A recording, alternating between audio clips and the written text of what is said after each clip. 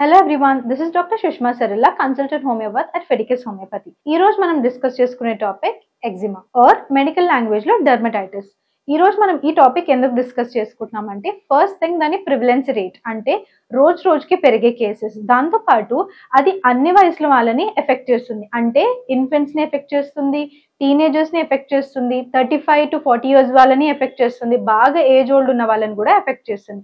So అన్ని ages suffer అయ్యే disease. దాంతో పాటు దీంతో అసోసియేట్ అయ్యే సిమ్టమ్స్ చాలా ప్రాబ్లమేటిక్ గా ఉండడం వల్ల వర్క్ లైఫ్ బ్యాలెన్స్ ని మెయింటైన్ చేసుకోవడం చాలా కష్టం. దీంతో పాటు ఈ సిమ్టమ్స్ వల్ల వచ్చే ఎమోషనల్ బ్యాలెన్స్ అనేది తప్పుతుంటుంది. సో ఇన్ డెప్త్ గా నేర్చుకుందాం ఒకసారి ఎగ్జిమా అంటే ఏంటో.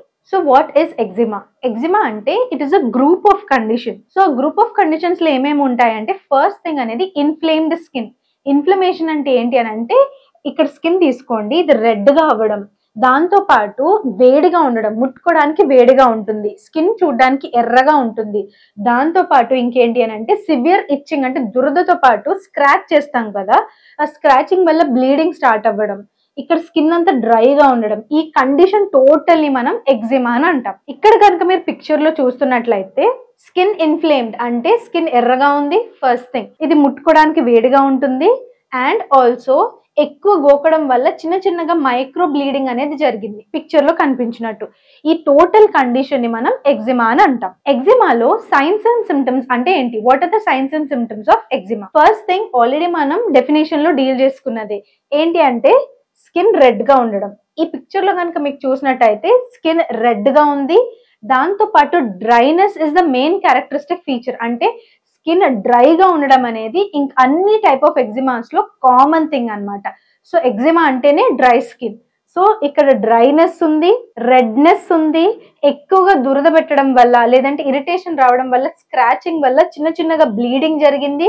బ్లీడింగ్ తో పాటు హైపర్ పిగ్మెంటేషన్ అంటే ఎక్కువ గోకి గోకి గోకి ఆ పార్ట్ కూడా కొంచెం డార్క్ అయిపోతుంది, మన స్కిన్ మీద డార్క్ అయిపోతుంది, దాన్ని హైపర్ పిగ్మెంటేషన్ అని అంటాం. సో ఎగ్జిమా అనగానే మనకు గుర్తు రావాల్సిన సిమ్టమ్స్ ఏంటి అని అంటే డ్రై స్కిన్, రెడ్ గా ఉండే skin, itching, hyper pigmentation, bleeding, ఒకవేళ ఎక్కువగా కనుక స్క్రాచింగ్ చేస్తే వీపింగ్ అని అంటారు. అంటే బ్లీడింగ్ తో పాటు కొంచెం సీరియస్ ఫ్లూయిడ్ కూడా ఇట్లా ఊజ్ అవుతూ ఉంటుంది అనమాట, దాన్ని వీపింగ్ అంటారు. ఇవన్నీ కూడా characteristic features of eczema. Dry cracked skin, redness, itching, rash, oozing and weeping, sores, darkening, leathery appearance. Leathery appearance అంటే స్కిన్ అంతా డార్క్ గా డ్రై గా అయిపోయి లెదర్ లైక్ టెక్స్చర్ ఉంటుంది అనమాట స్కిన్ కి. Now coming to the investigation part of eczema. So ఒకవేళ eczema ఉంటే ఏమేమి చేయాలి? ఆల్రెడీ మనం డిస్కస్ చేసుకున్నాం. ఎగ్జిమా అంటే ఒక రకమైన ఇన్ఫ్లమేషన్. ఇన్ఫ్లమేషన్ అంటే ఏంటి? రెడ్నెస్ ఉండడం, వేడి ఉండడం. ఇలాంటివి ఏమన్నా రావాలి అంటే ఎలర్జీ ఉండాలి. సో ఎలర్జీ ఉంది అని అంటే ఏం గుర్తు రావాలి మనకి? ఈస్నోఫిల్స్ అనేవి ఎక్కువ అవుతాయి. సో అది క్రానిక్ ఎలర్జిక్ రైనైటిస్ లో అయినా, అక్యూట్ ఎలర్జిక్ రైనైటిస్ లో అయినా, సైనసైటిస్ అయినా, లేకపోతే అర్టికేరియా అయినా, ఇలా ఏదైనా ఎలర్జీ రిలేటెడ్ ఇష్యూ ఉంది అని అంటే ఖచ్చితంగా చేయాల్సిన టెస్ట్ ఏంటి అని అంటే eosinophil test and IgE antibody test. ఇవి రెండు ఎలర్జిక్ కండిషన్స్ లో ఖచ్చితంగా రేజ్ అయి ఉంటాయి. దాంతో పాటు ఐజీఈ యాంటీబాడీలో స్పెసిఫిక్ టెస్ట్ ఉంటాయి. అంటే స్పెసిఫిక్ యాంటీజెన్ కి ఐజీఈ యాంటీబాడీస్ ఎంత రేజ్ అవుతున్నాయో, ఐజీఈ ఎంత రేజ్ అవుతుంది అనే దాన్ని బట్టి కూడా ఒక టెస్ట్ ఉంటుంది. సో ఈ 3 బ్లడ్ టెస్ట్ లోపలికి వస్తాయి. ఒకవేళ వీటిలో మనం డిటర్మిన్ చేయలేకపోతున్నాం ఎలాంటి కైండ్ ఆఫ్ ఎగ్జిమా ఉంది అని, అప్పుడు ఏదైతే ఎగ్జిమా పార్ట్ ఉందో దాంట్లోని చిన్న ముక్కను తీసుకొని మైక్రోస్కోప్ లో అబ్జర్వ్ చేస్తారు, దాన్ని స్కిన్ బయాప్సీ అని అంటారు. దాంతో పాటు ఎలర్జీ టెస్ట్లు కూడా ఉంటాయి. ఇక్కడ పిక్చర్ లో చూపిస్తుంది one of the allergy test which is skin prick test. అంటే బ్యాక్ ఆఫ్ ద బాడీ కానీ లేదు అని అంటే ఇక్కడ ఆర్మ్ మీద కానీ ఏదైతే సస్పెక్టెడ్ ఎలర్జిన్ ఉందో ఆ ఎలర్జిన్ ఒక డ్రాప్ వేస్తారు, దాని మీద చిన్న నీడిల్, స్టెరైల్ నీడిల్ తో ప్రిక్ చేస్తారు అనమాట. ప్రిక్ చేసిన 15-20 minutes కి ఆ ఎలర్జిన్ కి కనుక మీకు ఎలర్జీ ఉంటే ఖచ్చితంగా అక్కడ రెడ్నెస్ అనేది వస్తుంది. ఇక్కడ మీకు కనిపిస్తుంటే ఏదైతే సస్పెక్టెడ్ ఎలర్జిన్స్ ఉన్నాయో అవన్నిటిని పెట్టి చిన్నగా ప్రిక్స్ ఇచ్చారు. ప్రిక్ ఇచ్చిన చోట ఇలా రెడ్ గా వచ్చింది అనుకోండి, దాన్ని పాజిటివ్ అంటారు. అంటే ఆ ఎలర్జిన్ కి మీ బాడీ హైపర్ సెన్సిటివిటీ రియాక్షన్ అంటే ఓవర్ గా రియాక్ట్ అవ్వడం స్టార్ట్ అవుతుంది, ఎగ్జిమా రావడానికి ఇది కారణమై ఉండొచ్చు అని అర్థం. ఇలా స్కిన్ ప్రిక్ టెస్ట్ కాకుండా ప్యాచ్ టెస్ట్ అని కూడా ఉంటుంది. అంటే ఏదైతే ఎలర్జిన్ ని మనం కారణం అనుకుంటున్నామో ఆ ఎలర్జిన్ ని చేతి మీద పెడతాం, పెట్టి ఒక 15 minutes వరకు దాన్ని అలాగే ఉంచుతాం. ఉంచి తీసిన తర్వాత ఎక్కడైతే ఎలర్జీని పెట్టామో ఆ ఏరియాలో కనుక మనకు ఒక రెడ్ కలర్ వీల్ లాంటిది, అంటే రెడ్ కలర్ ఏరియా కనుక వస్తే అది ఎలర్జిన్ పాజిటివ్, అంటే ఆ ఎలర్జిన్ కి మీరు ఎక్కువగా రియాక్ట్ అవుతుంది మీ స్కిన్ అనేది అర్థం. ఇవి రెండు ఎలర్జన్ టెస్ట్ కింద వస్తాయి. దాంతో పాటు మెయిన్ టెస్ట్ వచ్చేసి బకల్ స్వాబ్ టెస్ట్. అందరూ కరోనా ఉందా లేదా అని తెలుసుకోవడానికి నేజల్ స్వాబ్స్ చేయించుకున్నారు. బట్ బకల్ స్వాబ్ టెస్ట్ ఏంటి అని అంటే ఇక్కడ కనిపిస్తున్న స్వాబ్ తోటి నోస్ లో కాకుండా బకల్ అంటే మౌత్ ఏరియా లోపల బుగ్గ దగ్గర ఉన్న మ్యూకోజాని స్వాబ్ అంటే ఇట్లా తిప్పి చూస్తారు అనమాట. అంటే ఒక స్వాబ్ కలెక్ట్ చేసుకుంటారు. ఆ కలెక్ట్ చేసుకున్న తర్వాత దాన్ని అనాలిసిస్ చేస్తారు. దీంట్లో కనుక ఫిలాగ్రిన్ జీన్ అనేది మ్యూటేషన్ అయి ఉంటే ఎగ్జిమా వచ్చే ఛాన్స్ చాలా ఎక్కువగా ఉంటుంది. Now let's discuss the structure and function of the skin. ఈ structure and function of the skin తెలుసుకోవడం వల్ల ఒరిజినల్ గా ఎలా ఉంటుంది, ఎగ్జిమా వచ్చే ముందు ఆర్ వచ్చిన తర్వాత వచ్చేటప్పుడు ఎలాంటి చేంజెస్ బాడీలో జరుగుతాయి అనేది ఈజీగా అర్థమవుతుంది. ఇక్కడ కనుక మీకు చూసినట్టయితే స్కిన్ లో 3 లేయర్స్ ఉంటాయి. ఎపిడర్మిస్ లేయర్, డర్మిస్ లేయర్, ఇంకా hypodermis or the subcutaneous layer. గుర్తుపెట్టుకోవాల్సింది ఏంటి అంటే ఈ ఎపిడర్మిస్ లేయర్ ఏదైతే ఉందో దీంట్లోనే మళ్ళీ ఒక 5 లేయర్స్ అనేవి ఉంటాయి. ఇక్కడ ఈ పిక్చర్ లో మీకు కనిపిస్తున్నట్టు ఇదంతా ఒక epidermis cross section. Cross section అంటే ఒక ముక్కను తీసి ఇట్లా నిలువుగా కోయడం అనమాట, కోసి ఇలా చూడడం, దీన్ని క్రాస్ సెక్షన్ అని అంటారు. ఈ ఎపిడర్మిస్ లో ఇక్కడ మీకు కనిపించే పైన పార్ట్ ఏదైతే ఉందో దీన్ని స్ట్రాటమ్ కార్నియం అని అంటారు. ఈ స్ట్రాటమ్ కార్నియం డెడ్ సెల్స్ తో పేరుకుపోయి ఉంటుంది అనమాట. మనం స్క్రబ్బింగ్ కానీ లేదంటే ఏదైనా చేసినప్పుడు డెడ్ స్కిన్ సెల్స్ పోతాయి అని అంటాం కదా, అది స్ట్రాటమ్ కార్నియం లేయర్ అనమాట. సో ఈ స్ట్రాటమ్ కార్నియం లేయర్ లో ఏదైనా ప్రాబ్లం అయితే బయట ఉండే ఎన్వైరన్మెంట్ నుంచి మనకి ప్రొటెక్షన్ ఉండదు. సో దాని వల్ల మనకి ఎగ్జిమా అనేది అరైజ్ అవుతుంది. సో ఎపిడర్మిస్ లోని స్ట్రాటమ్ కార్నియం లో ఇక్కడ ప్రాబ్లం అనేది మనం ఎగ్జిమాలో చూస్తాం. Now let's discuss the causes and risk factors for eczema. అంటే ఎగ్జిమా రావడానికి కాజెస్ ఏంటి, ఏమేం రిస్క్ ఫ్యాక్టర్స్ ఉంటే ఎగ్జిమా వచ్చే ఛాన్స్ ఎక్కువగా ఉంటుంది అనేది డిస్కస్ చేసుకుందాం. ఫస్ట్ వన్, జెనెటిక్ ఫ్యాక్టర్స్ లో ఫిలాగ్రిన్ జీన్ మ్యూటేషన్. ఆల్రెడీ మనం ముందు చెప్పుకున్నాం, ఫిలాగ్రిన్ అనే జీన్ ఒకవేళ మ్యూటేట్ అయి ఉంటే ఎగ్జిమా వచ్చే ఛాన్స్ చాలా ఎక్కువ ఉంటుంది. ఎందుకు ఈ ఫిలాగ్రిన్ జీన్ మ్యూటేషన్ చాలా ఇంపార్టెంట్ అంటే మనం బాడీ చేంజెస్ లో ఒకసారి దీని గురించి డీటెయిల్డ్ గా ఎక్స్ప్లెనేషన్ విందాం. ఎన్వైరన్మెంటల్ ఫ్యాక్టర్స్, ఇరిటెంట్స్ అంటే కెమికల్ డైస్ కానీ, అంటే మనం వేసుకునే హెయిర్ కలర్స్ కానీ, మనం వాడే క్లోత్స్ కానీ, లేదు అని అంటే వాడే పర్ఫ్యూమ్స్ కానీ కొంతమందికి ఇరిటేషన్ తెప్పిస్తాయి స్కిన్. క్లైమాటిక్ చేంజెస్ అంటే ఫర్ ఎగ్జాంపుల్ కోల్డ్ క్లైమేట్ లో ఉన్న, టూ హాట్ క్లైమేట్ లో ఉన్న, అంటే అప్ డౌన్ టెంపరేచర్ అనేది బ్యాలెన్స్డ్ గా మెయింటైన్ లేకుండా ఇంప్రాపర్ క్లైమాటిక్ కండిషన్స్ లో ఉన్నా కూడా మనకి ఎగ్జిమా వచ్చే ఛాన్స్ ఎక్కువ ఉంటుంది. దాంతో పాటు ఫ్యూమ్స్ అండ్ కెమికల్స్ అంటే ఇప్పుడు ఉండే ఎయిర్ పొల్యూషన్, ఎయిర్ క్వాలిటీ బట్టి కూడా మనకి ఎగ్జిమా వచ్చే ఛాన్స్ అనేది అప్ అండ్ డౌన్ అవుతూ ఉంటుంది. అంటే రిస్క్ ఫ్యాక్టర్ కింద ఇది యాడ్ అవుతూ ఉంటుంది అనమాట. లైఫ్ స్టైల్ చేంజెస్, స్ట్రెస్ అనేది ఒక ఇంపార్టెంట్ ఇష్యూ ఇన్ ఎగ్జిమా. ఒకవేళ ఎగ్జిమాతో ఆల్రెడీ సఫర్ అవుతున్నా, లేదు అని అంటే ఎగ్జిమా వచ్చే ఛాన్స్ రావాలి అని అన్నా, స్ట్రెస్ దీర్ఘకాలంగా ఉండే వాళ్ళలో ఈ ఛాన్స్ ఎక్కువ అవుతుంది అనమాట. దీంతో పాటు ఎయిర్ కండిషన్ రూమ్స్ లో, అంటే ఏసీ ఉన్న రూమ్స్ లోనే 80% ఆఫ్ ద డే పనిచేసిన, స్ట్రెస్ ఉన్నా, లేదంటే పానిక్ అటాక్స్ ఉన్నా, యాంగ్జైటీ ఉన్నా ఎగ్జిమా వచ్చే ఛాన్స్ చాలా ఎక్కువ ఉంటుంది. Hormones and medications. హార్మోన్స్ అంటే ప్రెగ్నెన్సీ టైంలో కానీ, లేదు అని అంటే ఒకవేళ పీసీఓఎస్ కానీ ఏదైనా ఫీమేల్ ప్రాబ్లమ్స్ ఉన్నా, ఎక్కువ కాలంగా స్ట్రెస్ గా ఉన్నా కూడా హార్మోన్ అనేది అప్ అండ్ డౌన్ అవుతూ ఉంటుంది. దీని వల్ల కూడా ఎగ్జిమా వచ్చే ఛాన్స్ ఎక్కువ ఉంటుంది. ఎస్పెషల్లీ ప్రెగ్నెంట్ ఉమెన్ లో చాలా మందిలో ఎగ్జిమా వచ్చే ఛాన్స్ ఎక్కువగా ఉంటుంది. మెడికేషన్స్ పార్ట్కి వస్తే కొలెస్ట్రాల్ తగ్గించే మెడికేషన్స్ లైక్ లిపిడ్స్, స్టాటిన్స్ అనేవి తీసుకునే వాళ్ళలో కొంతమందికి ఎగ్జిమా వచ్చే ఛాన్స్ ఎక్కువగా ఉంటుంది. ఫ్యామిలీ హిస్టరీ, మదర్ కి కానీ ఫాదర్ కి కానీ, ప్రైమరీ సిబ్లింగ్ అక్కకి కానీ చెల్లికి అట్లా ఎవరికైనా బ్రదర్స్ అండ్ సిస్టర్స్ లో ఎగ్జిమా ఉంటే మీకు వచ్చే ఛాన్స్ ఒక 25% ఎక్కువ ఉంటుంది నార్మల్ ఇండివిజువల్స్ తో కంపేర్ చేస్తే. ఇక్కడ డయాగ్రామ్ లో చూసుకున్నట్టయితే స్ట్రాటమ్ కార్నియం అంటే పైన డెడ్ స్కిన్ లేయర్ ని మనం ఇక్కడ డ్రా చేసాం. ఫిలాగ్రిన్ జీన్ మ్యూటేషన్ గురించి ఆల్రెడీ మాట్లాడుకున్నాం. ఈ ఫిలాగ్రిన్ అనేది ఒక ప్రోటీన్. ఇది ఏం చేస్తుంది అంటే ఫస్ట్ థింగ్ స్కిన్ లో ఏమైనా ప్రాబ్లం వస్తే రిపేర్ కి హెల్ప్ చేస్తుంది. సెకండ్ థింగ్ వాటర్ ని బయటకు వెళ్ళనివ్వకుండా స్కిన్ ని హైడ్రేటెడ్ గా ఉంచుతుంది.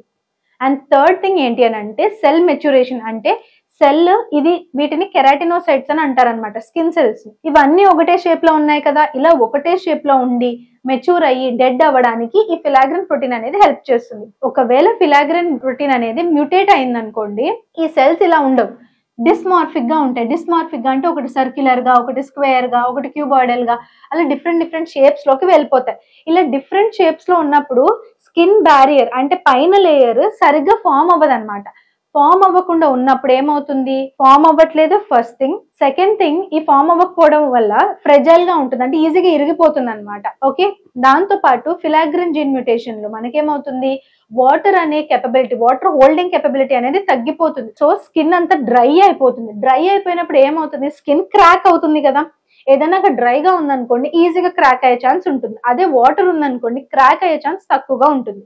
సో ఈ ఫిలాగ్రిన్ జీన్ మ్యూటేషన్ వల్ల కానీ, లేదంటే జెనెటిక్ గా ప్రీడిస్పోజిషన్ అంటే జెనెటిక్ గా ఎవరికైనా ఉన్న వాళ్ళలో కానీ, ఏదైనా కాజ్, ఏ ఫ్యాక్టర్స్ వల్ల గానైనా ఈ స్ట్రాటమ్ కార్నియం లో ప్రాబ్లం వచ్చి అది డ్రై అయిపోయి క్రాక్ అయిపోయి, ఫిలాగ్రిన్ జీన్ మ్యూటేషన్ వల్ల రిపేర్ కూడా సరిగ్గా జరగలేదు అనుకోండి, బయట ఆల్రెడీ బ్యాక్టీరియా ఎప్పుడు తిరుగుతూనే ఉంటాయి మన స్కిన్ మీద. ఆ బ్యాక్టీరియా కాస్త లోపలికి వచ్చేస్తాయి. లోపలికి వచ్చిన తర్వాత ఏమవుతుంది, మన బాడీ ఏదో బ్యాక్టీరియా, ఏదో ఎలర్జీని లోపలికి వచ్చింది అని ఫీల్ అవుతుంది.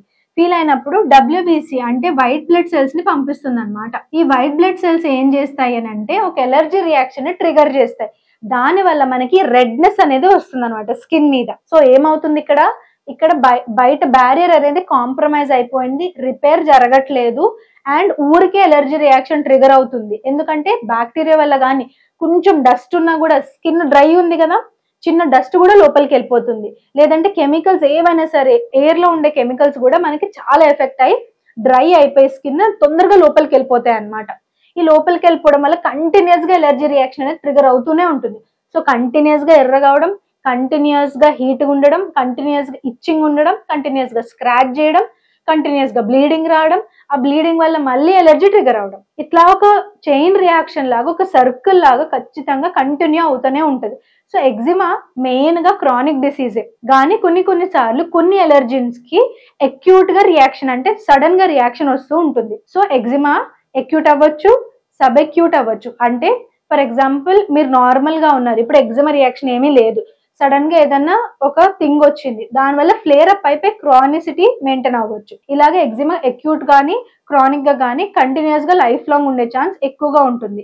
ఇలాంటి జీన్ మ్యూటేషన్స్ ఉంటాయి. ఒకవేళ ఎగ్జిమా ఉంటే ఎక్కడెక్కడ బాడీ పార్ట్స్ లో ఎవరెవరికి ఎక్కువగా కనిపిస్తుంది, గుర్తుపెట్టుకోండి. బాడీ పార్ట్స్ లో ఈ ఏరియాస్ లో వచ్చే ఛాన్స్ ఎక్కువ ఉంది అని అంటే మిగతా ఏరియాస్ లో వచ్చే ఛాన్స్ తక్కువ ఉంది అని అంతే, అంతేగాని అక్కడ రాకూడదని అయితే కాదు. సో పిల్లల్లో చూసుకుంటే కనుక ఎక్కువగా హెడ్ ఏరియా అనేది బాగా ఎఫెక్ట్ అవుతుంది. దాంతో పాటు చీక్స్, ఇంకా ఈ నెక్ పార్ట్ ఏరియా, దాంతో పాటు ఈ part and back of the leg అనేది ఎక్కువగా కనిపిస్తుంటుంది. Back of the leg and foot.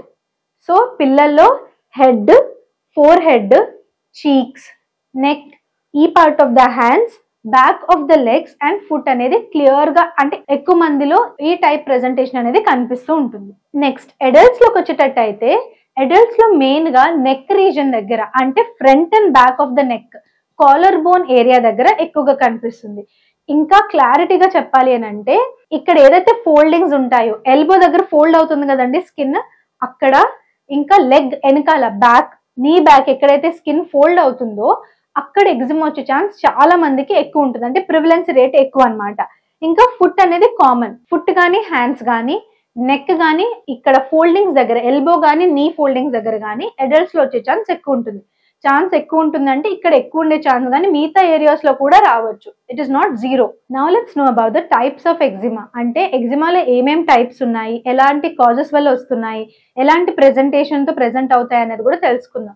ఒకవేళ కనుక మీరు ఎగ్జిమాతో సఫర్ అవుతుంటే, ఎలాంటి కైండ్ ఆఫ్ ఎగ్జిమాతో సఫర్ అవుతున్నారో తెలియకపోతే ఈ పిక్చర్స్ ద్వారా ఒకసారి మిమ్మల్ని మీరు అనలైజ్ చేసుకోండి.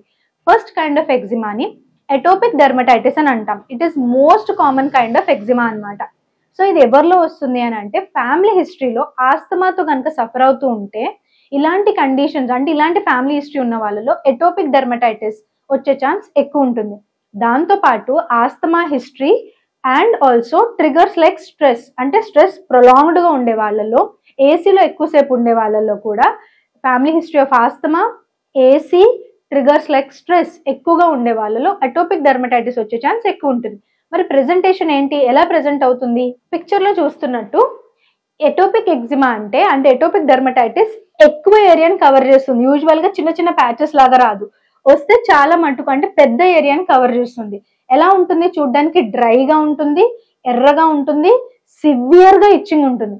అటోపిక్ డెర్మటైటిస్ క్యారెక్టరిస్టిక్ ఫీచర్ ఏంటంటే dry skin with itching, severe form of itching. ఎంత ఇచ్చింగ్ ఉంటుందంటే వర్క్ లైఫ్ ని బ్యాలెన్స్ చేసుకోవడం కూడా చాలా కష్టంగా ఉంటుంది. సో డ్రైనెస్, ఇచ్చింగ్ అండ్ ఎక్కువ ఏరియా కవర్ అవ్వడం, రెడ్నెస్ ఉండడం అనేది అటోపిక్ డెర్మటైటిస్ యొక్క క్యారెక్టరిస్టిక్ ఫీచర్ అన్నమాట. Next coming to the second kind of eczema, the contact dermatitis or contact eczema. దీంట్లో ఏంటి అంటే మీరు ఇక్కడ చూస్తుంటే పిక్చర్ లో ఇతనికి మెటల్ ప్రాబ్లం ఉంది, అంటే మెటల్ ఎలర్జీ ఉంది. మెటల్ కి కూడా ఎలర్జీ ఉంటుందంటే ఎస్, చాలా మందికి మెటల్ ఎలర్జీ కూడా ఉంటుంది. ఇయర్ రింగ్స్ పెట్టుకున్నా అంటే ఫేక్ ఇయర్ రింగ్స్ పెట్టుకున్నా, అంటే like non gold ear rings పెట్టుకున్నా, కొంతమందికి గోల్డ్ వల్ల కానీ, ప్లాటినం వల్ల కానీ, కాపర్ వల్ల కానీ, అలా డిఫరెంట్ మెటల్స్ కి కొంతమందికి స్కిన్ రియాక్ట్ అవుతూ ఉంటుంది. ఇక్కడ ఇతను ఒక రింగ్ పెట్టుకున్నాడు, అక్కడైతే రింగ్ పెట్టుకున్నాడు ఆ రింగ్ ఏరియా అంతా మీరు చూస్తే ఎర్రగా అయిపోయింది, ఇంకా చూస్తే డ్రై అయిపోయి ఫ్లేకీగా ఉంది. సో కాంటాక్ట్ డెర్మటైటిస్ లో ఏదైనా ఒక ఎలర్జీ, సోప్స్ అయితే కొంతమంది బట్టల సోప్ తో గానీ, బట్టల డిటర్జెంట్ గానీ ముట్టుకున్నా, అంట్లు తోమే సబ్బులు ముట్టుకున్నా, కలర్ డై ముట్టుకున్నా, ఇలాంటి వాటిలో ఏదైనా ముట్టుకుంటే ఎక్కడ ముట్టుకుంటే అక్కడే వస్తుంది. బాడీ అంతా ఈ ఎలర్జీ రియాక్షన్ అనేది కనిపించదు, ఎక్కడైతే ముట్టుకుంటామో అక్కడ మాత్రమే ఈ ఎలర్జీ రియాక్షన్ అనేది కనిపిస్తుంది. ఒకవేళ రింగ్ పడలేదు అనుకోండి, రింగ్ తీసేస్తే రింగ్ ఉన్న ఏరియా అంతా రెడ్ గా కనిపిస్తుంది. ఇంకా క్యారెక్టరిస్టిక్ ఫీచర్ ఏంటి, ఇక్కడ కూడా డ్రైగా ఉంటుంది, ఇక్కడ ఎలర్జీ రియాక్షన్ సివియర్ గా ఉంటుంది, అంటే రెడ్నెస్ చాలా ఎక్కువగా ఉంటుంది అటోపిక్ డెర్మటైటిస్ తో కంపేర్ చేస్తే. ఏ ఏరియా అయితే కవర్ అయిందో ఆ ఏరియాలో మాత్రమే వస్తుంది. వన్స్ ఆ ఏరియా కవర్ అయిన ఏరియా ఎలర్జీతో కాంటాక్ట్ అయిపోయింది అనుకోండి, కొన్ని రోజుల్లో తగ్గిపోతుంది.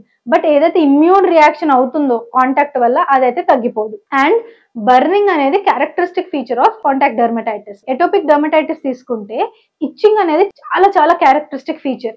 బట్ ఇక్కడ కాంటాక్ట్ డెర్మటైటిస్ లో బర్నింగ్ అనేది చాలా క్యారెక్టరిస్టిక్ ఫీచర్, అంటే ఇచ్చింగ్ ఉంటుంది బట్ బర్నింగ్ చాలా ఎక్కువ ఉంటుంది. నెక్స్ట్ వచ్చేసి డిస్హైడ్రోటిక్ ఎగ్జిమా. అంటే ఈ ఎగ్జిమా ఎక్కడ కాజ్ అవుతుందంటే మెయిన్ గా చేతుల మీద బాగా కనిపిస్తుంది.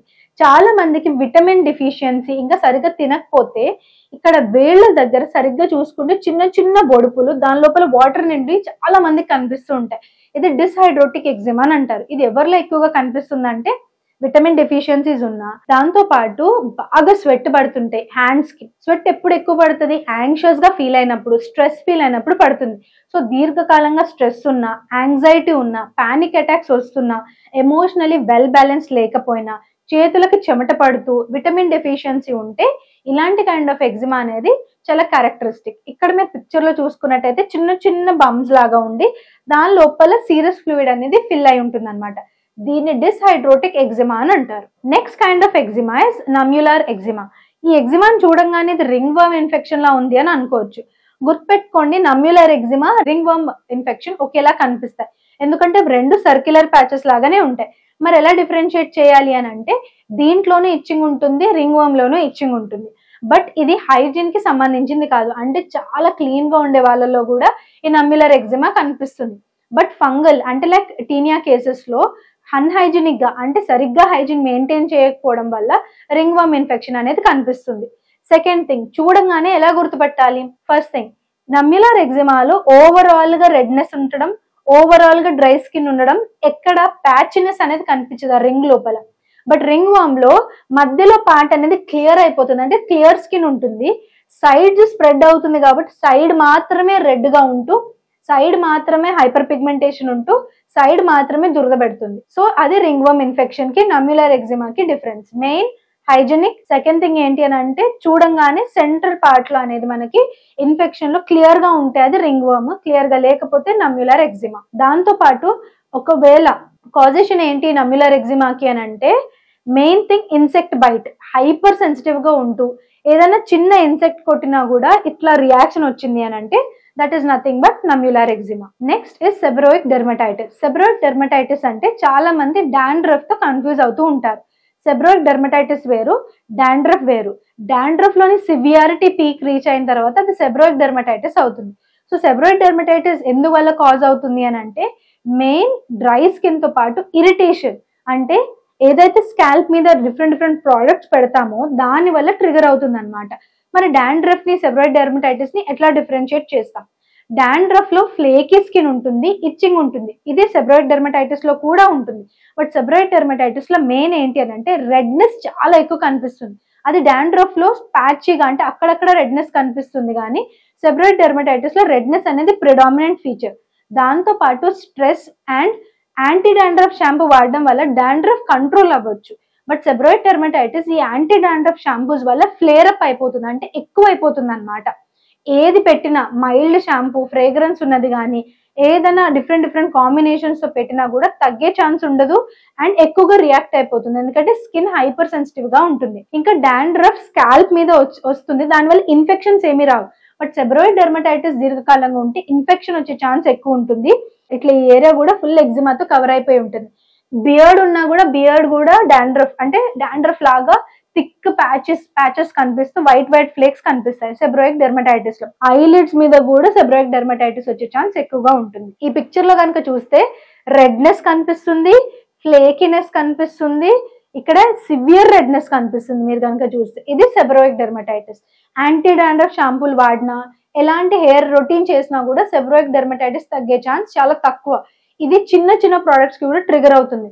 సో ఎలా తగ్గుతుంది అంటే మెయింటెనెన్స్ లో మైల్డ్ షాంపూస్ అంటే ఫ్రేగ్రెన్స్ లేనిది, ఎలాంటి ఆర్టిఫిషియల్ ఫ్లేవర్స్ లేకుండా ఉండేలాంటి న్యాచురల్ సోర్సెస్ వల్ల ఇది కొంచెం కంట్రోల్ అవుతుంది. Next one is stasis dermatitis. What is stasis dermatitis అని అంటే, ఒకవేళ ఎక్కువ కాలంగా అన్కంట్రోల్డ్ డయాబెటీస్ అంటే ఉత్తి డయాబెటీస్ ఉండడం కాదు, HbA1c ఎక్కువ ఉండడం, అంటే డయాబెటీస్ మెడిసిన్ తీసుకున్నా కూడా మోర్ దెన్ 7.8 ఉన్నా, లేదు అని అంటే వారికోస్ వెయిన్స్ ఫ్యామిలీ హిస్టరీలో ఉన్నా, ఎక్కువగా నించుంటున్నాం అంటే ఫుట్ వర్క్ ఎక్కువ ఉన్నా కూడా, అంటే ఎక్కువగా నించున్నా కూడా బ్లడ్ అనేది కింద పూల్ అయిపోతూ ఉంటుంది. దాంతో పాటు డయాబెటీస్ ఉండడం వల్ల ఏమవుతుంది అని అంటే వెజల్స్, ఏదైతే బ్లడ్ వెజల్స్ ఉంటాయో వాటి థిక్నెస్ అనేది, లేదు అని అంటే వాటి హెల్త్ అనేది పాడవుతూ ఉంటుంది అనమాట. దానివల్ల అది తొందరగా చిన్న మైక్రో బ్లీడింగ్ అవుతుంది, పగిలిపోయి ఆ వెజల్స్ ఏవైతే ఉంటాయో చిన్నగా పగిలిపోతాయి.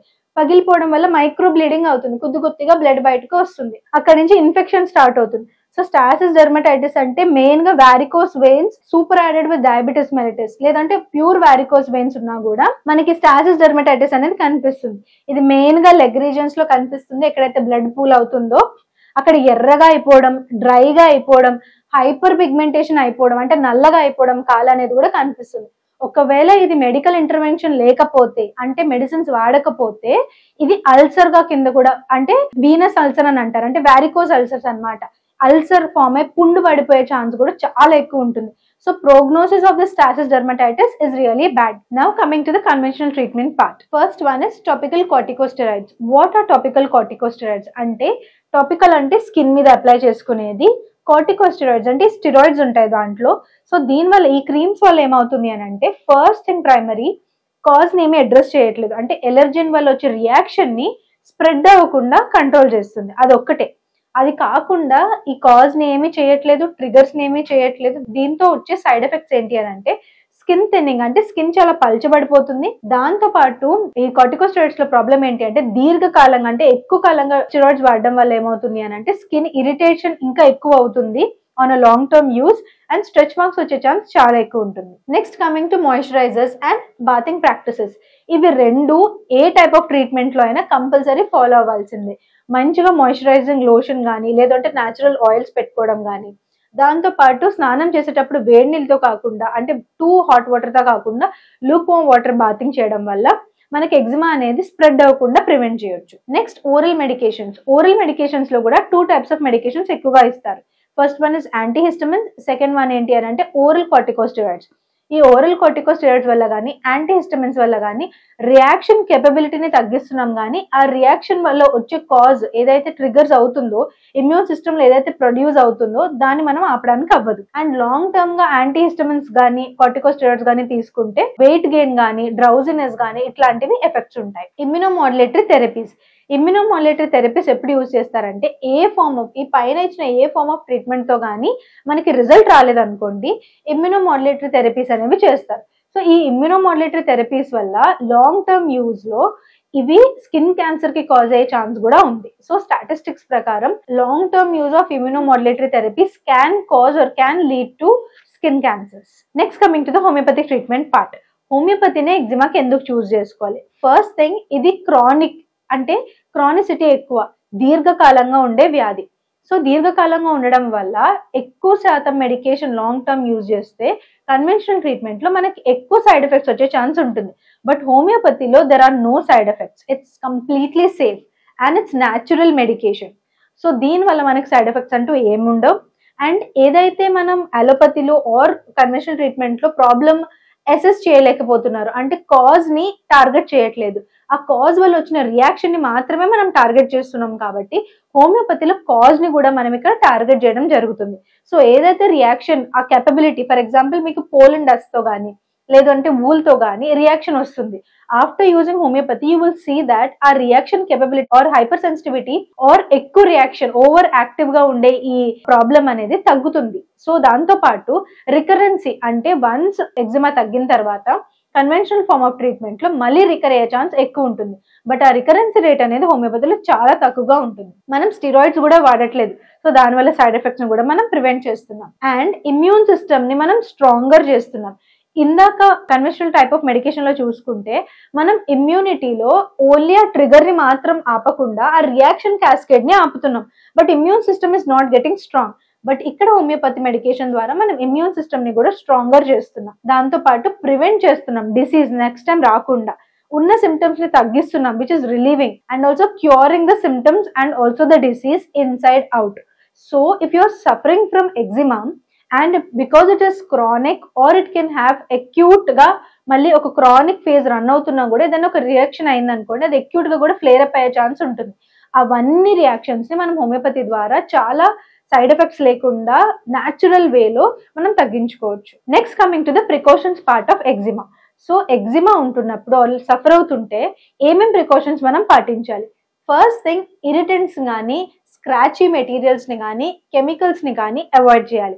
ఇరిటెంట్స్ అంటే సోప్స్ కానీ ఏదైతే డైస్ కానీ లేదు అని అంటే ఏదైనా డిటర్జెంట్స్ కానీ మీకు దానివల్ల రియాక్షన్ వస్తుంది అని అనిపిస్తుంటే వాటిని కంప్లీట్ గా అవాయిడ్ చేయాలి. దాంతో పాటు స్క్రాచీ మెటీరియల్స్ అంటే నాన్ న్యాచురల్ ఫైబర్స్, అంటే నాన్ న్యాచురల్ క్లోతింగ్ ఏదైనా సరే సింథటిక్ క్లోతింగ్ ని మనం కంపల్సరీ అవాయిడ్ చేయాలి. దాంతో పాటు వూల్ కి చాలా మందికి ఇరిటేషన్ వస్తూ ఉంటుంది, ఆ వూల్ ని కూడా అవాయిడ్ చేస్తే చాలా బెటర్.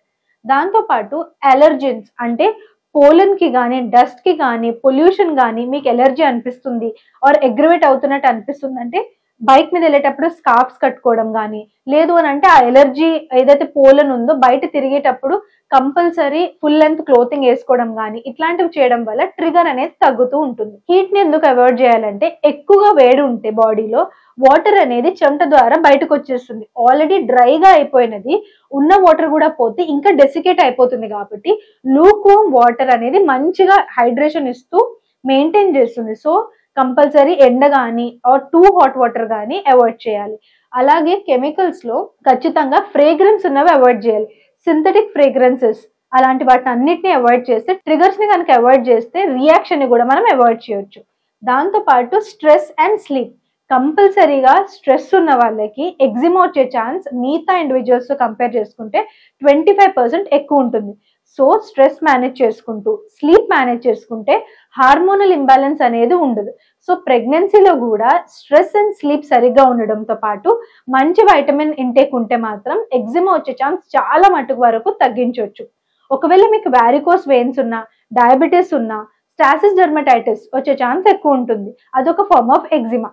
సో పడుకునేటప్పుడు తలతో పాటు దిండ్లు పైకి పెట్టుకుంటే కాలు తల దిండు మీద పెట్టుకోవడం వల్ల డ్రైనేజ్ ప్రాపర్ గా జరుగుతుంది అండ్ దాంతో పాటు ఎగ్జిమా వచ్చే ఛాన్స్ తగ్గించవచ్చు. సో తల కన్నా కాళ్ళు హైట్ లో పెట్టుకోవడం వల్ల బ్లడ్ అనేది పూలింగ్ జరగదు అండ్ వెనక్కి వెళ్తుంది, అంటే ప్రాపర్ డ్రైనేజ్ ఉంటుంది. కాబట్టి ఆ ఎగ్జిమాని మనం ప్రివెంట్ చేయొచ్చు.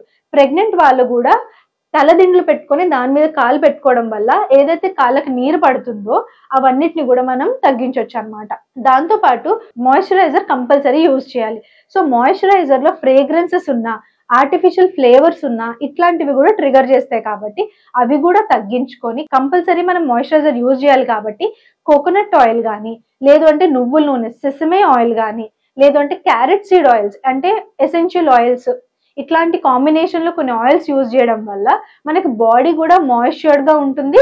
దాంతో పాటు ఇవేవి ఆర్టిఫిషియల్ కాదు కాబట్టి ట్రిగర్ అయ్యే ఛాన్స్ చాలా తక్కువగా ఉంటుంది. Coming to the prognosis part of eczema. So ఎగ్జిమాని అలాగే వదిలేసి ఏ మెడికల్ ఇంటర్వెన్షన్ లేకుండా ఉంటే దేనికి దారితీస్తుంది అనేది ప్రోగ్నోసిస్ అన్నమాట. Worsening of symptoms, so symptoms ఎక్కువ సివియారిటీ పెరిగిపోతుంది, అంటే ఇచ్చింగ్ చాలా ఎక్కువ అయిపోవచ్చు, బర్నింగ్ ఎక్కువ అయిపోవచ్చు, ఎక్స్టెంట్ అంటే ఫర్ ఎగ్జాంపుల్ చేయి ఒకటే ఎగ్జిమాతో సఫర్ అవుతున్నారు అనుకోండి, హోల్ ఫోర్ ఆర్మ్ అంటే హోల్ హ్యాండ్ కూడా సఫర్ అయ్యే ఛాన్స్ ఎక్కువ ఉంటుంది, అంటే స్ప్రెడ్ అయ్యే ఛాన్స్ ఎక్కువ ఉంటుంది. నెక్స్ట్ థింగ్, పొటెన్షియల్ స్కారింగ్, ఎక్కువగా స్క్రాచ్ చేయడం వల్ల లేయర్స్ ఆఫ్ స్కిన్ ని తీసేస్తున్నారు కంటిన్యూస్ గా, అది కూడా దాని వల్ల స్కార్స్ ఫామ్ అయ్యే ఛాన్స్ కూడా ఎక్కువ ఉంటుంది. స్కారింగ్ అనేది లైఫ్ లాంగ్ ఉండే ఇష్యూ. డిస్కంఫర్ట్, ఎక్కువగా ఇచ్చింగ్ ఉండడం వల్ల వర్క్ లైఫ్ బ్యాలెన్స్ ని కూడా మెయింటైన్ చేయడం చాలా కష్టం అవుతుంది. బ్యాక్టీరియల్ ఇన్ఫెక్షన్స్, ఎక్కువగా స్క్రాచ్ చేయడం వల్ల ఆల్రెడీ డిస్రప్ట్ అయి ఉన్న, అంటే ఆల్రెడీ సరిగ్గా లేని బ్యారియర్ ఇంకా ఎక్కువ డిస్రప్ట్ అయిపోవడం వల్ల బ్యాక్టీరియల్ ఇన్ఫెక్షన్ లాంగ్ టర్మ్ గా ఉంటే మాత్రం అది చాలా బ్యాడ్ ప్రోగ్నోసిస్ అవుతుంది. So worsening of symptoms, potential scarring, discomfort and దాంతో పాటు బ్యాక్టీరియల్ ఇన్ఫెక్షన్ వల్ల ప్రోగ్నోసిస్ అంటే జస్ట్ ఒక చిన్న పార్ట్ లో ఉన్నది స్ప్రెడ్ అయ్యే ఛాన్స్ అండ్ ఇన్ఫెక్షన్ అయ్యి ప్రాబ్లం అంటే హోల్ బాడీలో కూడా ఇన్ఫెక్షన్ ఇంక్రీజ్ అయ్యే ఛాన్స్ ఎక్కువగా ఉంటుంది. Coming to the consultation part, ఒకవేళ మీరు కనుక ఎగ్జిమాతో సఫర్ అవుతుంటే ఈ వీడియో చూసి మీకు ఖచ్చితంగా ఒక క్యూర్ కావాలి ఎగ్జిమాకి అని అనుకుంటే ట్రై కాంటాక్టింగ్ ఫిడికస్ హోమియోపతి. ఇక్కడ మనకి కన్సల్టేషన్ లో 2 టైప్స్ ఆఫ్ ఆప్షన్స్ ఉంటాయి. ఫస్ట్ ఆప్షన్ ఏంటి అని అంటే ఆన్లైన్. నియరెస్ట్ ఫిడికస్ బ్రాంచ్ దగ్గర కనుక మీరు లేకపోతే మీరు ఆన్లైన్ లో మమ్మల్ని కాంటాక్ట్ చేయొచ్చు. ఆడియో అండ్ వీడియో కన్సల్టేషన్ ద్వారా మమ్మల్ని కాంటాక్ట్ చేయొచ్చు. మీ దగ్గర ఉన్న ఇన్వెస్టిగేషన్స్ అంటే ఏదైతే ఎగ్జిమాకి సంబంధించిన ల్యాబ్ ఇన్వెస్టిగేషన్స్ ఉన్నాయో మాతో షేర్ చేసుకోవచ్చు. మేము ఇంకేమైనా ఇన్వెస్టిగేషన్స్ కావాలంటే మీతో చెప్తాం. After doctor consultation and investigations మీ దగ్గరికే మా మెడికేషన్స్ అనేది డోర్ డెలివరీ అవుతుంది. మీరు ఇండియాలో ఉంటే కనుక 3 to 4 బిజినెస్ డేస్ పడుతుంది. యుఎస్ఏలో ఉంటే 3 to 5 బిజినెస్ డేస్ పడుతుంది. అది కాకుండా వరల్డ్ లో ఇంకెక్కడ ఉన్నా 4 to 8 బిజినెస్ డేస్ అనేది మీకు మెడిసిన్స్ హోమ్ డెలివరీ అవ్వడానికి టైం పడుతుంది.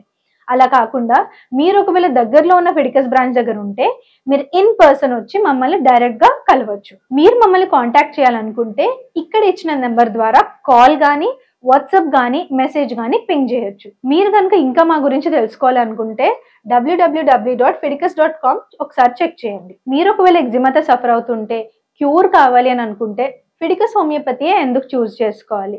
Fidicus homeopathy stands for highest chance of health. ఇక్కడ మేము 3 కంపల్సరీ పాటిస్తాం. మా దగ్గర ఆల్రెడీ ఉన్న ఎగ్జిమా కేసెస్ చాలా హై సక్సెస్ రేట్, అంటే క్యూర్ పర్సెంటేజ్ చాలా ఎక్కువ compare to others. And also transparent treatment, అంటే మీ ప్రోగ్నోసిస్ ఏంటి, ఎలా ఉంది, మీ కండిషన్ ఏంటి అనేది క్లియర్ గా ఎక్స్ప్లెయిన్ చేయడం జరుగుతుంది. అండ్ పర్సనల్ కేర్, మీకున్న ఎలాంటి క్వశ్చన్స్ అయినా ఎలాంటి భయాలైనా మిత్స్ కానీ ఏవైనా మేము మీకు ఎక్స్ప్లెయిన్ చేసి ఫ్యాక్ట్స్ ఏంటి అనేది ఎడ్యుకేట్ చేయడం జరుగుతుంది. So if you want to choose homeopathy, try Fidicus homeopathy. Thank you. Fidicus Homeopathy.